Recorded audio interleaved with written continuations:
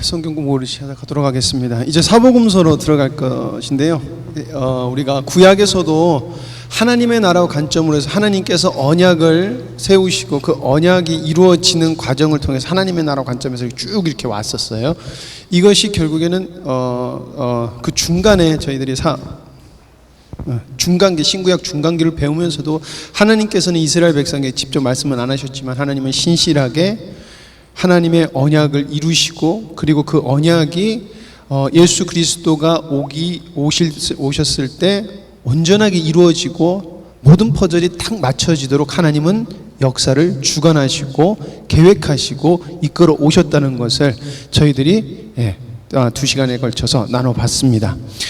그리고 이제부터 또 가는 것은 어떻게 구약에서 이제 중간기를 지나고 그 언약이 어떻게 신약으로 연결되는가부터 시작해서 역사적이면서 언약적으로 사복음서를 이렇게 갈 거예요. 그래서 사복음서를 하나하나 다 다루는 게 아니라 뒤죽박죽으로 다룰 거예요. 그래서 내용이 마태복음 내용, 누가복음, 마가복음, 요한복음 내용이 이렇게 섞여서 나올 거예요. 그래서 그 순서가 이제 그 역사의 진행의 순서다라고 인식을 하시면서 이렇게 같이 보시면 될 것 같습니다. 그래서 사복음서를 각기 안 나누고 통일해서 이렇게 왔다 갔다 이렇게 진행할 거니까 여러분들 그렇게 참고하시면 될 것 같습니다. 자, 오늘은 사복음서 개론을 할 거고요. 세례 요한의 탄생, 그리고 예수님의 탄생과 유년기, 자, 그리고 세례 요한의 등장, 이렇게까지 말씀을 나누도록 하겠습니다. 원래는 분량이 이거보다 더 많은데 제가 준비하다 보니까 길어지더라고요. 지난주에 제가 사모한테 가면서 어떻게 해서 좀 괜찮았어요? 그러니까 사모가 저한테 그러더라고요. 말이 빨랐어요 그러더라고요. 저는요, 생각해서 굉장히 천천히 한 거였어요. 그래서 말을 천천히 해서 시간을 늘리는 걸로 하자. 내용을 좀 천천히 짚어가면서 제가 최대한 말을 천천히 해야 되겠다. 제가 혹시 말이 빠르면 목사님 좀만 천천히 해주세요라고 스톱을 시켜주셔도 돼요. 그래서 이제 제가 왜 세례 요한의 등장까지 했냐면은 이게 예수 그리스도가 오심을 구약에서 선포하는 것이기 때문에 그래요.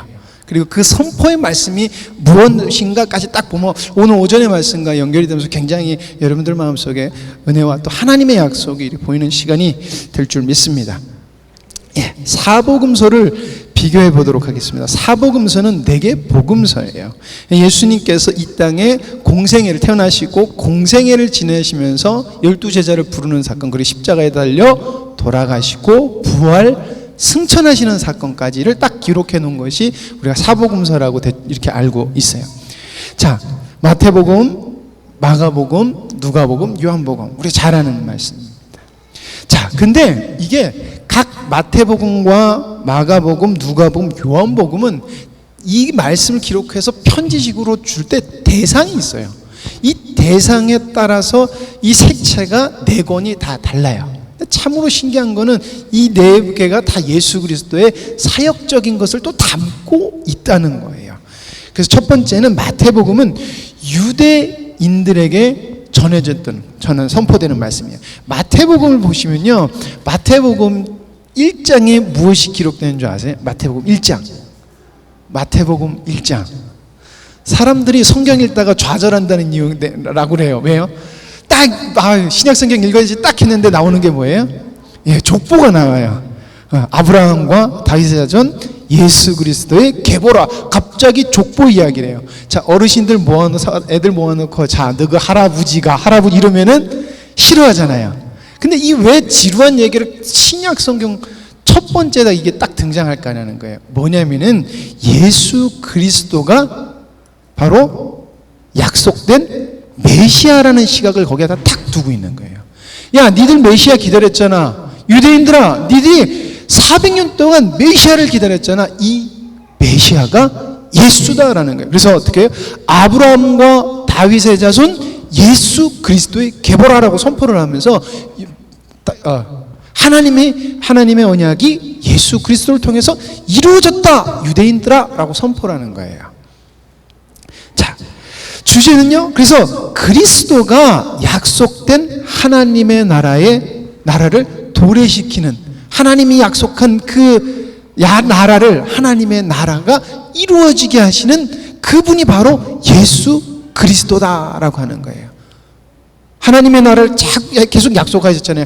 온전한 하나님의 나라, 시온산에 서 있는, 높이 서 있는 하나님의 나라, 계속 구약에서 계속해서 선지자를 통해서 말씀하셨던 그 내용이 바로 마태복음의 주제다라는 것입니다.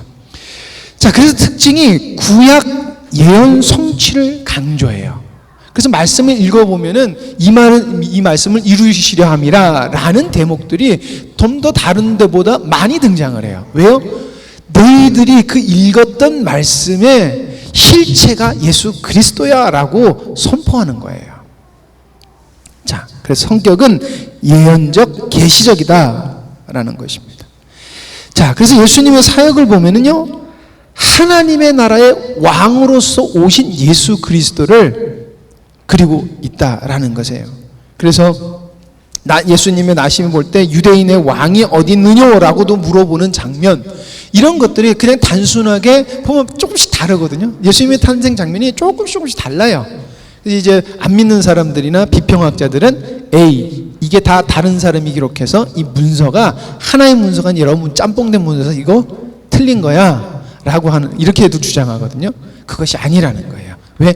메시아적, 약속된 메시아로 오셨기 때문에 그렇다라는 것입니다. 그래서 최후의 진실, 마태복음의 맨 마지막 내용이 뭐냐면요, 메시아임을 부활로서 증거하신다는 거예요.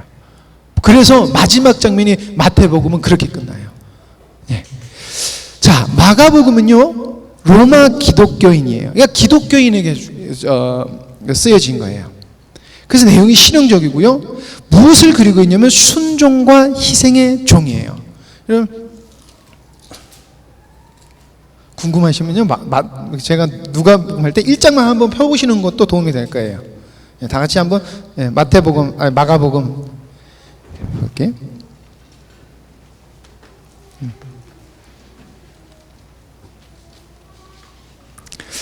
자, 다시 시작할게요.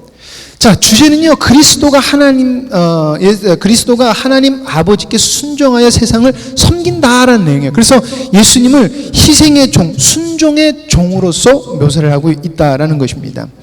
그래서 특징은 뭐냐면 주님의 행적을 강조하는데 굉장히 짧게 강조해요. 그래서 여러분들 성경을 보시면은 성경의 위에 뭐 주제로 이렇게 적혀져 있는 거 있잖아요. 제 성경에는 복음을 전파하다, 9절에 가면 세례를 받으시다, 그리고 12절에 가면 시험을 받으시다, 14절에 가면 갈릴리에서 복음을 전파하시다. 굉장히 짧은 내용을 팍팍팍팍팍 1장에다가 굉장히 집약해서 넣고 있잖아요. 근데요, 마가복음을 넘겨보면 대부분 그렇게 가요. 굉장히 짧게 역사적 사실을 그려놓고 있지만 현실적으로 이루어진 것을 계속해서 증거하고 있다는 것이에요. 짧게. 그 성격은 실제적이고 현실적이라는 거예요. 실제적이고 현실적이다라는 것입니다. 사역은요, 구속사역을 성취하기 위하여 오신 종, 그래서 종으로 오셨다라는 것을, 그 예수님의 사역을 그쪽으로 그리고 있다는 것이에요. 그래서 마지막에 보면은 영광 속에 승천하는 걸로 일을 마치고 승천하시는 걸로 내용이 끝나요. 자, 누가복음입니다. 누가복음은 헬라인에게 지어진 거고요. 헬라인의 관점이라고 보면 돼요. 그래서 관념적이에요. 자, 시각은 예수님을 흠이 없는 인간 예수로 보고 있어요. 인간 예수. 자, 누가복음으로 또 가볼게요.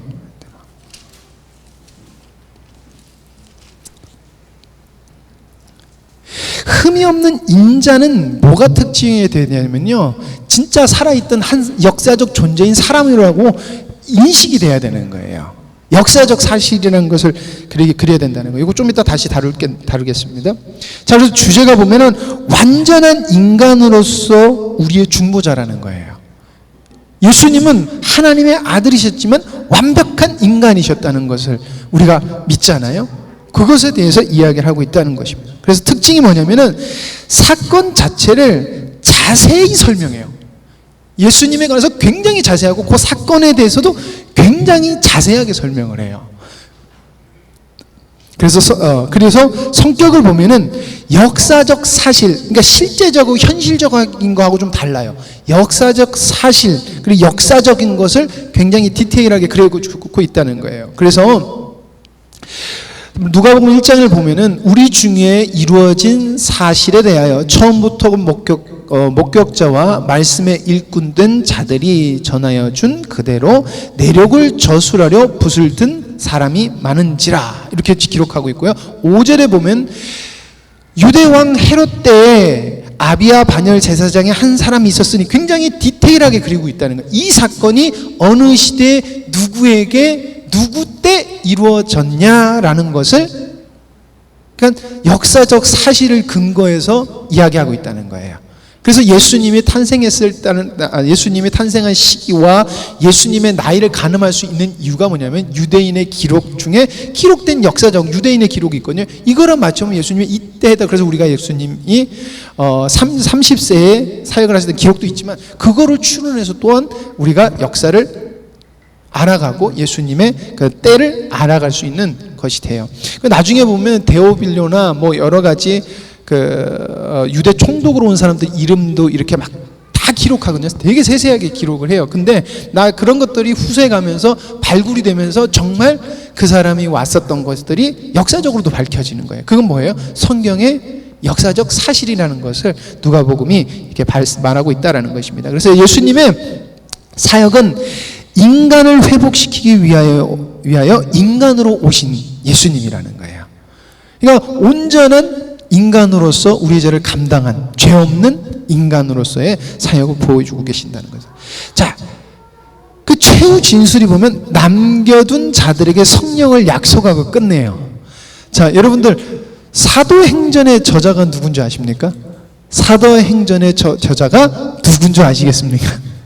네, 누가 가졌어요. 그래서 사도행전하고 누가복음을 이렇게 붙여놓으면요 연결되는 것처럼 보여요. 연결되어 있어요. 이렇게 보면요. 왜냐하면 역사적 사실로 가고 사도행전부터도 역사적 사실로 해가지고 시대로 가는 거거든요. 정확한 시대 순으로 가진 않지만 시대 순으로 가는 기 때문에 연결이 돼요. 자, 요한복음은 온 세계적인 관점으로 대상을 하고 있어요. 그러니까 모든 만민을 대상으로 선포되는 말씀이다라는 것입니다. 그 시각이 성육신하신 성자예요. 인자하고 성자 이 달라요. 그래서 이건 좀 더 넘어간다면 되겠다. 주제는 그리스도의 신성과 그에 대한 믿음에 대한 당위성이에요. 왜 예수 그리스도를 믿어야 되는지에 대한 이 선포가 나오는 것이 바로 뭐다? 요한복음이에요. 그래서 특징은 사건에 대한 교리적 해석을 담고 있어요. 네, 교리적 해석을 하고 우리가 그래서 요한복음이 영적인 것처럼 보여요. 영적인 것처럼 보이는 이유가 그래서 그런 거예요. 그 성격이 영적인 거예요. 성격이 영적인 것이다 라는 것입니다. 자, 우리가 요한복음 1장 말씀에 1절 말씀에 어떻게 되세요? 태초에 말씀이 계시니라. 이 말씀이 하나님과 함께 계셨으니 이 말씀은 곧 하나님이시라. 그가 태초에 하나님과 함께 계셨고 만물이 그로 말미암아 지은 바 되었으니 지은 것이 하나도 그가 없이는 된 것이 없느니라. 그러니까 예수님을 탄생으로 그리는 게 아니라 예수님이 누구라고 선포하고 있냐면 하나님이시다라고 선포를 하는 거예요. 완전히 느낌이 다르잖아요. 그렇죠? 다른 것들은 역사적인 것 같고 비슷한 것 같은데 요한복음은 가만히 보면 약간 동떨어진 것 같아요. 근데 뭐예요? 하나님은 예수는 그리스도시다, 하나님이시다라는 것을 선포하고 있다라는 것이에요. 그래서 1장 요한복음 1장에 보면은 빛이 있었으니 빛으로 이야기하고 막 이렇게 하나님의 예수님의 신성에 대한 것을 이렇게 다루고 있다는 것입니다. 그래서 사역은 구원을 계시하시고 성취하기 위해 성자로 오셨다, 하나님의 아들로서 오셨다라는 것을 이야기하고 있고 하나님으로 오셨다라는 것을 하고 있습니다. 최후 진술은 내가 다시 올게. 느낌 다르죠? 다른 것들은 메시아로 부활로 해서 증거하셨고 영광의 약속을 승천하셨어요. 마치고 가셨어요. 그리고 누가복음은 남겨둔 자들에게 성령을 약속했기 역사적으로 흘러오는 성경이 많지 않지만은 요한복음은 온 세계에 선포하는 구원자이시면 예수님은 누구라는 거예요? 심판하도록 다시 오시는 하나님이라는 것을 요한복음에서 마지막으로 선포하고 있다는 거예요. 그렇기 때문에 우리는 예수 그리스도를 믿어야 되는 그 당위성에 대해서 선포하고 있다라는 것입니다. 그래서 이렇게 사복음서가 다르다는 거예요. 그래서 이제 누가 왜 사복음서 이렇게 지루하게 이렇게 했냐면은 뭐 자세히는 몰라도 쓰여진 사람이 다르고 이게 관점이 다르기 때문에 이렇다라고만 해도 사람들한테 굉장히 이해시켜 줄 수가 있는 것이에요. 자, 그리고 또 요 관점을 보고 여러분 성경 읽었을 때 더욱더 성경이 이해가 되고 하나님의 말씀이 이해가 될 줄 믿습니다. 자, 이제 세례 요한과 예수님의 탄생을 잠깐 이렇게 먼저 살펴보면요, 탄생과 사생애가 이런 식으로 흘러가요. 이게 잘 보이시나요? 저 갈릴리 유대 이렇게만 보이면 될 것 같아요. 자, 예수님이 등장하기 전의 역사는 먼저 세례요한의 수태고지라는 것이 먼저 등장해요. 세례요한도 천사가 와서 아이를 잉태할 것이라고 선포를 해요. 그래서 수태고지라는 말을 세례요한에게도 쓰더라고요. 근데 이게 어디서 발생됐냐? 예루살렘이에요. 자, 예수님의 수태고지는 예루살렘이 아닌 요 갈릴리 여기에서 발생되는 것이에요. 발생이 됩니다. 자, 세례요한의 출생은 여기서 발생이 돼요. 그리고 예수님의 탄생은 요 베들레헴 요 밑에서 되는 것이고요. 그리고 나중에 예수님이 이집트로 피해산하실 때는 베들레헴에서 이렇게 가요. 이건 나중에 다시 할 거예요. 그리고 피난이 마친 다음에 헤롯이 죽은 다음에 다시금 이렇게 올라와서 나사렛이 여기 있습니다. 여기로 와서 예수님은 유년기를 보내세요. 이게 예수님의 유년기에 크게 있었던 사건입니다. 자, 세례 요한의 탄생을 보겠습니다. 여러분, 세례 요한의 탄생은 단순한 탄생이 아니에요. 세례 요한의 탄생은 하나님의 언약, 즉 유대인들이 그렇게 기다리고 기다렸던 크고 두려운 날, 엘리야를 보내주겠다고 하는 하나님의 언약의 성취예요. 말라기를 보면은 말라기 3장 1절에 보면은 만군의 여호와가 이르노라, 보라 내가 내 사자를 보내리니 그가 내 앞에서 길을 준비할 것이요 또 너희가 구하는 바 주가 갑자기 그의 성전에 임하시리니 곧 너희가 사모하는 바 언약의 사자가 임하실 것이라. 메시아에 대한 선포를 하면서 앞에 누가 온다는 것을 이야기하고 있고요. 말라기 4장 5절에 이렇게 하나님께서 말씀하십니다. 보라, 여호와의 크고 두려운 날이 이르기 전에 내가 선지자 엘리야를 너희에게 보내리니 라고 하나님께서 말라기서에서 이스라엘 백성들에게 말라기 선지자를 통해서 말씀하세요. 자, 근데 이게 누구에게 이루어지냐면 바로 요한의 아빠 사가랴라는 제사장 그리고 엘리사벳이라는 엄마 엘리자벳에게 이루어져요. 근데 재밌는 게 뭐냐면 사가랴와 엘리자벳이 나이가 많았어요. 근데 유대인에게 정통적 그 사람들 정통적 사고방식이 무엇이냐면은 하나님께서 자녀를 주시지 않는 것을 저주라고 생각해요. 하나님이 저들을 미워하시거나 싫어하시거나 저주받았다고 생각하는 게 유대인들의 생각이에요. 근데 제사장 되게 선했고 사가랴를 하나님 의로운 사람으로 묘사를 하고 있거든요. 그런데 이들에게 자녀가 없었기 때문에 손가락질을 받았다는 거예요. 저 분명히 뭔가 문제가 있다라고 손가락질을 받을 수밖에 없는 상황이 바로 사가랴와 엘리사벳의 상황이었어요. 그런데 어느 날 천사가 나타나서 어느 날이 아니지 사가랴가 결례에 따라서 자기가 성전에 가서 집 분향하려 들어갔을 때 천사를 만나고 세례 요한을 약속받는 사건이 있어요.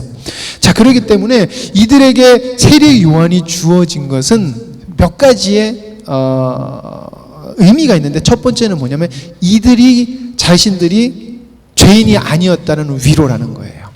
그리고 하나님, 왜냐면 하나님의 말씀대로 살아도 세상 계속해서 뭐라고 하면 내가 하나님의 뜻대로 살지 못하는 거야. 난 분명히 말씀 따라 사는데 왜 이럴까라는 이 궁금증을 사가랴가 가지고 살았을 것이라고 그래요. 그런데 어느 날 하나님께서 말씀하시는데, 하나님의 천사를 통해서 말씀하시는데, 이 천사를 통해서 말씀하신 말씀이 너무나 놀랍더라는 거예요. 그게 바로 이 말씀인 거예요. 천사가 그에게 이르되 사가랴여 무서워하지 말라. 너의 간구함이 들린지라. 내 아내 엘리사벳이 내게 아들을 낳아 주리니 그 이름을 요한이라 하라. 너도 기뻐하고 즐거워할 것이요 많은 사람도 그의 태어남을 기뻐하리니 이는 그가 주 앞에서 큰 자가 되며 포도주나 독한 술을 마시지 아니하며 모태로부터 성령의 충만함을 받아 이스라엘 자손을 주 곧 그들의 하나님께로 많이 돌아오게 하겠습니다. 17절, 그가 또 엘리야의 심령과 능력으로 주 앞에 먼저 와서 아버지의 마음을 자식에게 거스르는 자를 의인의 슬기에 돌아오게 하고 주를 위하여 세운 백성을 준비하리라. 아들이 없어서 낙심하고 있는 사가랴에게 천사가 와서 무슨 말을, 그냥 이게 아들 줄게라는 게 아니라, 야 400년 동안 너희들이 기다렸던 그거 있지, 그게 네 아들을 통해서 이루어질 거야 라고 이야기를 하는 거예요. 사가랴는 의인이었기 때문에 지금 천사가 말하는 게 무슨 의미인지 정확하게 알았을 거라고 그래요. 단순히 아들 준다는 게 아니라 하나님이 우리와 함께 하시는구나, 하나님은 언약을 지키시는구나, 사가랴가 알았다는 것이에요. 그래서 나중에 다시 다룰 건데, 사가랴가 자기 아들이 태어났을 때 예언을 해요. 성령이 충만해서 예언하는데 그 장면이 굉장히 드라마틱해요. 자, 어쨌든 이것은 단순히 아들 준다는 게 아니라 하나님의 언약이 성취됐다라는 것입니다.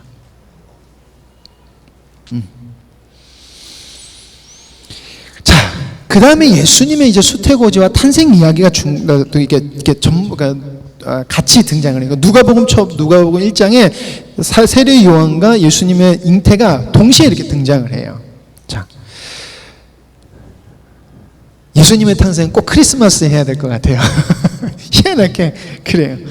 자, 예수님이 잉태될 것을 마리아에게 할 때 천사가 나타나서 했던 말이, 아들을 태어날 때 아들의 이름을 예수라 하라 라고 바로 이름을 이렇게 해라라고 바로 이야기를 해요. 뭐 설명이 없이 네가 아들을 잉태하리니 예수라 하라라고 바로 선포를 해요. 근데 이 예수라는 뜻이, 이 크리스마스 때 성경 퀴즈를 이렇게 내야 되는데 백성을 저희 죄에서 구원할 자라라는 것이에요. 그리고 임마누엘이라 라고 또 예수님의 이름을 또 이야기해요. 그건 뭐예요? 우리가 잘 아는 것이 하나님이 우리와 함께 계신다. 천사가 이 두 얘기를 하고 있어요. 그래서 막 두려웠더니까 천사가 또 뭐라고 이야기하냐면, 두려워 말라라고 하면서 무슨 얘기를 하냐면은 세례 요한이 잉태됐다는 것을 이야기를 하는데, 마리아의 사촌 언니가 엘리자벳이에요.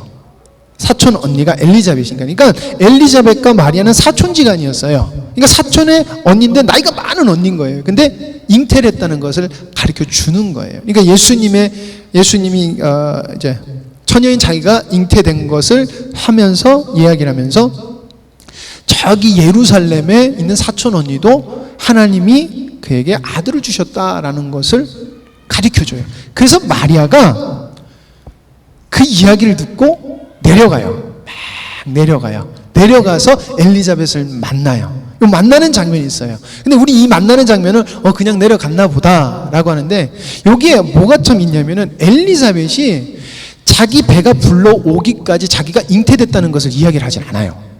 참 신기하게도 우리가 보통 굉장히 주님의 기쁜 일이 있으면 막 얘기를 하는데, 엘리사벳이 그러지 않고요, 잠잠히 하나님의 뜻을 기다려요. 이 두 가지예요. 뭐냐면 그 성경에서 학자들이 몇 가지로 생각하기를, 첫 번째가 뭐냐면은, 여러분 자녀가 없다가 하나님께서 자녀가 주셨다 그러면은 얼마나 기쁘고, 나 죄인 아니야라고 얼마나 이야기하고 싶겠어요.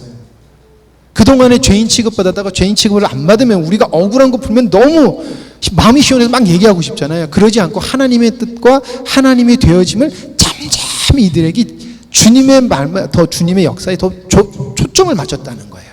그래서 한 6개월쯤 지나고 마리아가 오고 난 뒤에 이제 그때부터 이야기를 한다고 그래요. 그게 하나님의 뜻을 봤다는 거고, 그리고 자고하지 않고 하나님의 역사하심을 하여튼 봤다라고 보는 거예요. 그렇게 신중했다라는 거예요. 하나님의 일에 관해서.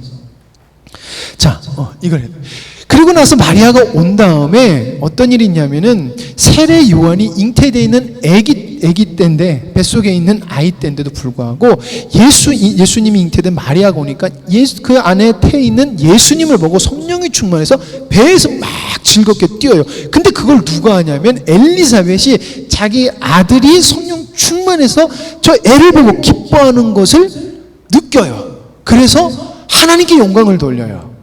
그리고 그 하나님께 성령 충만해서 영광을 돌리는 것을 마리아가 듣고 고백하는 고백이 이 고백이에요. 근데 이 고백의 내용을 보면은 이렇습니다. 마리아가 이르되 내 영혼이 주를 찬양하며 내 마음이 하나님 내 구주를 기뻐하였음은 그의 여종의 비천함을 돌보셨습니다. 보라, 이제 후로는 만세에 나를 복있다 일컬으리로다. 능하신 이가 큰 일을 내게 행하셨으니 그 이름이 거룩하시며 긍휼하심이 두려워하는 자에게 대대에 이르는도다.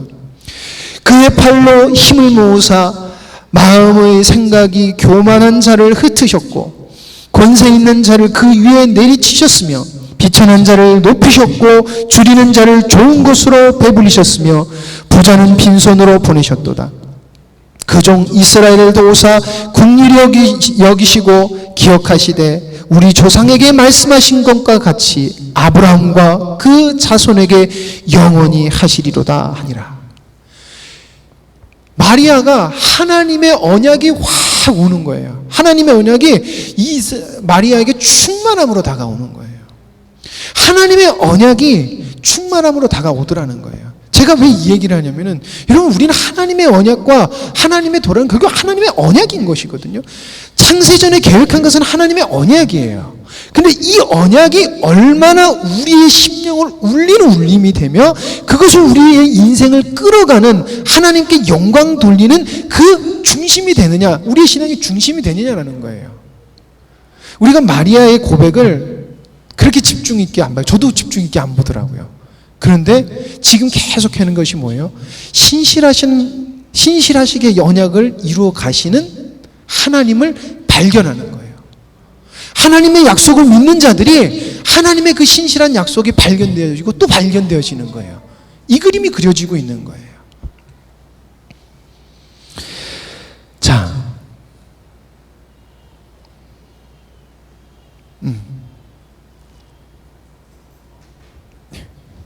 자, 이제 예수님의 탄생과 유년기로 가겠습니다. 예수님이 탄생하신 것은 우리가 잘 아는 사건이기 때문에 뭐 이렇게 자세히 안 되고, 예수님의 탄생이 참 재밌는 것이 뭐냐면 아구스도의 명으로 호적을 등을 베들레헴으로 가서 베들레헴에서 탄생을 하세요. 왜 굳이 왜 그래야 됐을까? 왜냐하면 메시아는 반드시 베들레헴에서 태어나야 되기 때문에 그래요. 베들레헴이 무슨 뜻이냐면요, 빵집인가 떡집인가 그래요. 떡집. 이 베들레헴의 뜻 이름이 빵집, 떡집 이 뜻인 거예요. 근데 예수님은 우리의 생명의 양식이 돼서 오셨어요. 그래서 베들레헴에도 오셔야 되고요. 또 예수님 오셨을 때 뭐예요? 말 구유에 말 먹이 있는 거기 오셨잖아요. 왜 해필이면 그랬을까라는 거예요.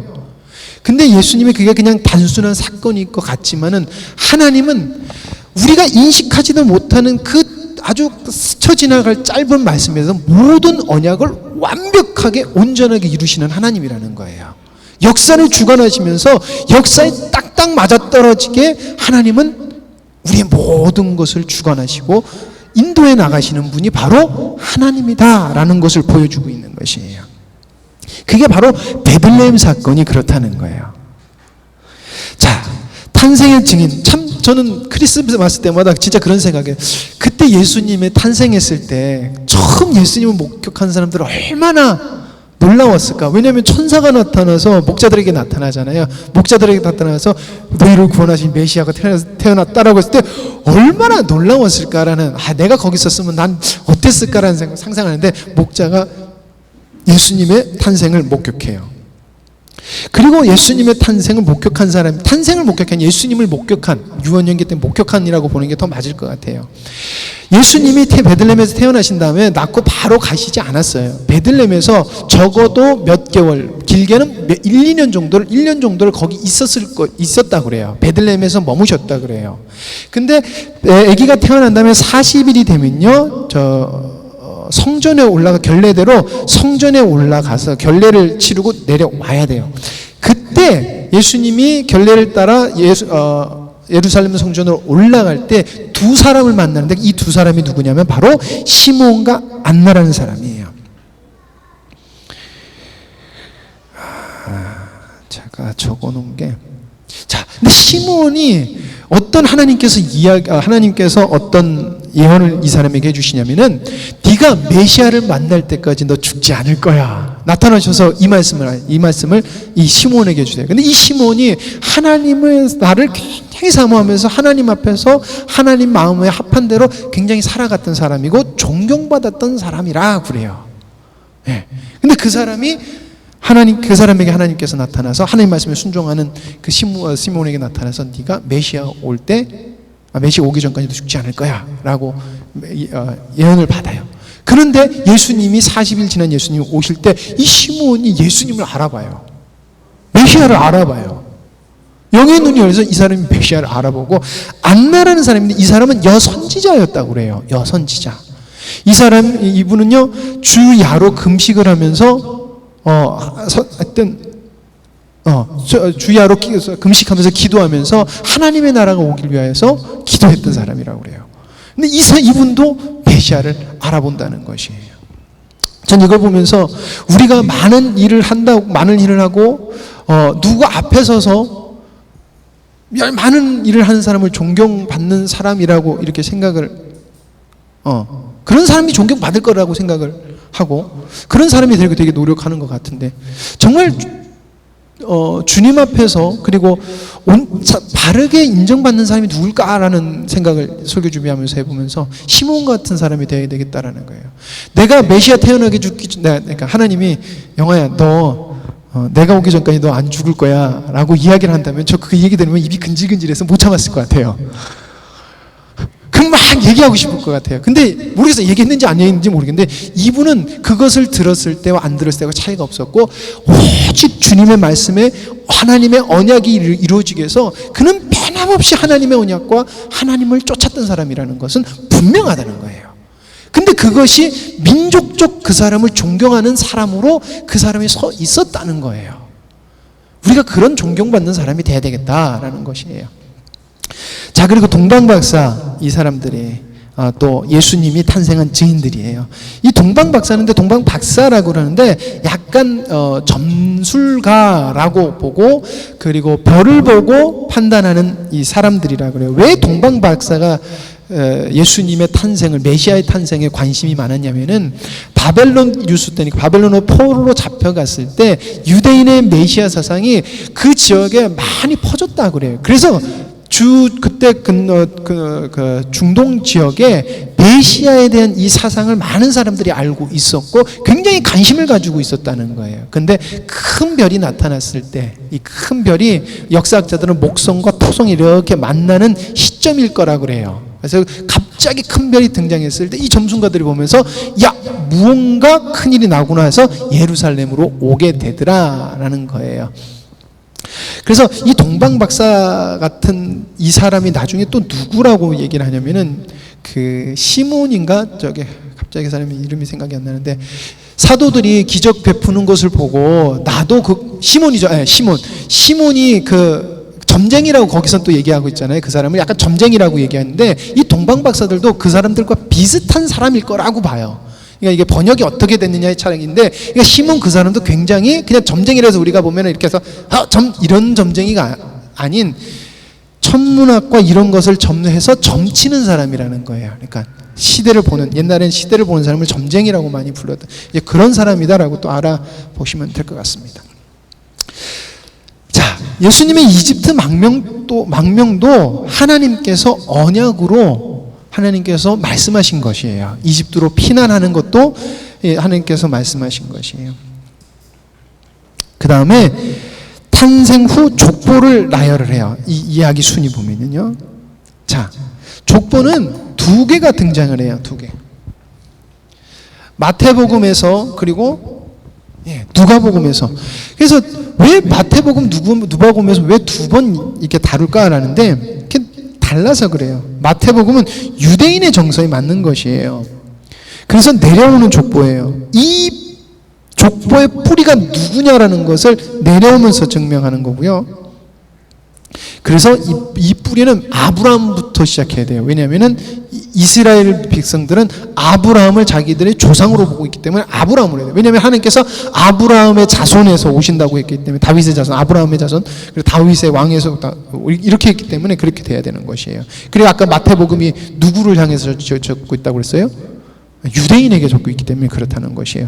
그래서 진정한 다윗 왕조인 예수 그리스도라고 선포하고 있다는 것입니다. 누가복음은 달라요. 누가복음은 이방인 정서예요. 이건 뭐냐면 누구나 다 인정할 수밖에 없다라는 것을 이야기하고 있어요. 그래서 올라가는 족보예요.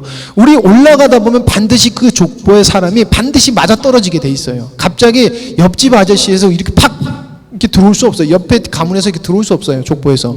그러니까 올라가다 보면 결국에 그 끝이 누구냐라고 하는 것이 바로 누구냐면은 아담까지 올라가고 아담 위에 누구냐?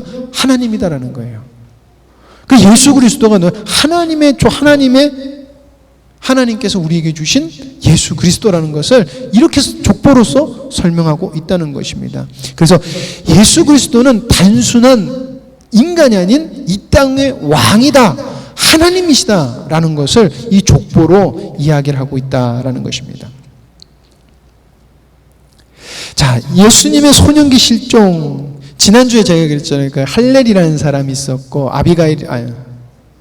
가말리엘이라는 사람이 있었고 그랬잖아요. 그 학자들하고 논했을 거다라는데 안 마주쳤다고 보지 않고 마주쳤을 수 있는 확률이 굉장히 높다고 역사학자들도 봐요. 왜냐하면 그 당시에 예루살렘에서 가르쳤었고 그 논쟁이 그냥 단순히 하루짜리 논쟁이 아니라 며칠 걸렸던 거거든요. 왜냐하면 3일길인가 간 다음에 예수가 없어진 걸 그때서 알고 나서 돌이켜 오거든요. 그러면 올라가는 길, 내려오는 길 6일이에요.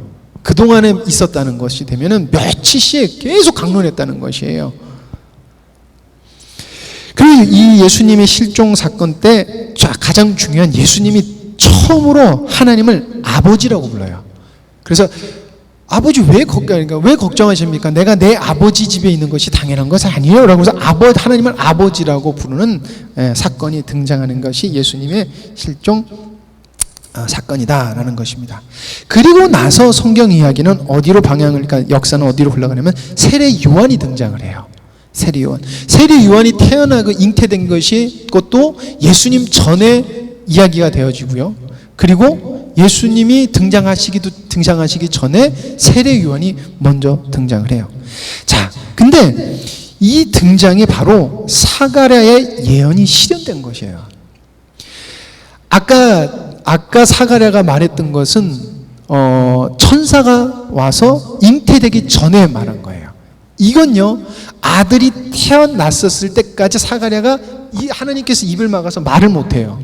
그래서 자식의 이름을 지려고 하는데 아빠 이름 따라서 사가랴라고 짓자라고 했을 때 그때 입이 틀려서 얘 이름은 요한입니다 라고 이야기를 하고 성령이 충만해서 이제 그때 예언을 하게 돼요. 바로 이 내용이에요. 그 붙인 사가랴가 성령의 충만함을 받아 예언하게 이르되 찬송하리로다 주 이스라엘의 하나님이여 그 백성을 돌보사 속량하시며 우리를 위하여 구원의 뿔을 그 종 다윗의 집에 일으키셨으니 이것은 주께서 예로부터 거룩한 선지자의 입으로 말씀하신 바와 같이 우리 원수에게서와 우리를 미워하는 모든 자의 손에서 구원하시는 일이라. 우리 조상을 긍휼히 여기시며 그 거룩한 언약을 기억하셨으니 곧 우리 조상 아브라함에게 하신 맹세라. 우리가 원수의 손에서 건지심을 받고 종신토록 주의 앞에서 성결과 의로 두려움이 없이 섬기게 하리라 하셨도다. 이 아이여, 내가 지극히 높으신 이의 선지자라 일컬음을 받고 주 앞에 앞서가서 그 길을 준비하며 주의 백성에게 그 죄사함으로 말미암는 구원을 알게 하리니 이는 우리 하나님의 긍휼로 인함이라. 이로써 돋는 해가 위로부터 우리에게 임하여 어둠과 죽음의 그늘에 앉은 자에게 비치고 우리 발을 평강의 길로 인도하시리로다 하니라. 아이가 자라며 심령이 강하여지며 이스라엘에게 나타나는 날까지 빈들에 있느니라.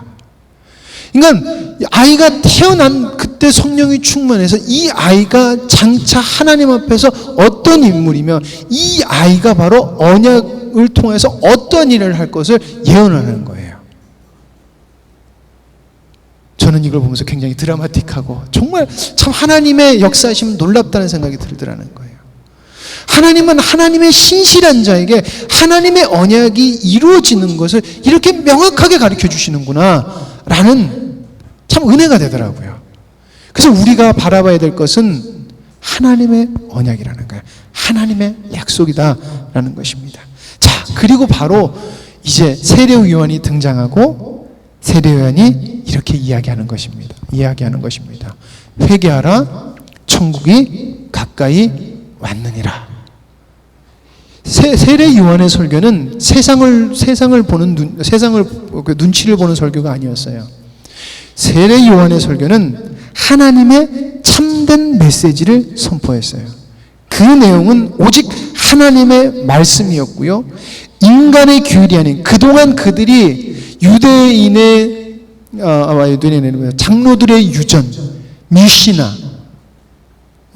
이런 그런 것들이 아닌 오직 하나님의 말씀, 순수한 하나님의 언약, 그리고 받아야 되는 인간들의 자세에 대해서 하나님의 백성의 자세에 대해서 선포를 했고 그 선포 첫 말씀이 바로 회개하라, 천국이 가까이 왔느니라 라는 것이에요. 이 말씀은 예수님이 첫 번째 등장하셔서 하셨던 말과 동일한 말씀이에요. 시험 받으시고 나 다음 주겠지만 등장하셔서 하신 말씀이 뭐예요? 회개하라, 천국이 가까이 왔느니라 라는 것입니다. 그렇게 해서 예수님의 등장에 짠 하고 준비가 완벽하게 되는 것이 바로 세례 요한의 등장까지다 라는 것입니다. 예, 말씀 마치도록 하겠습니다. 기도하십니다.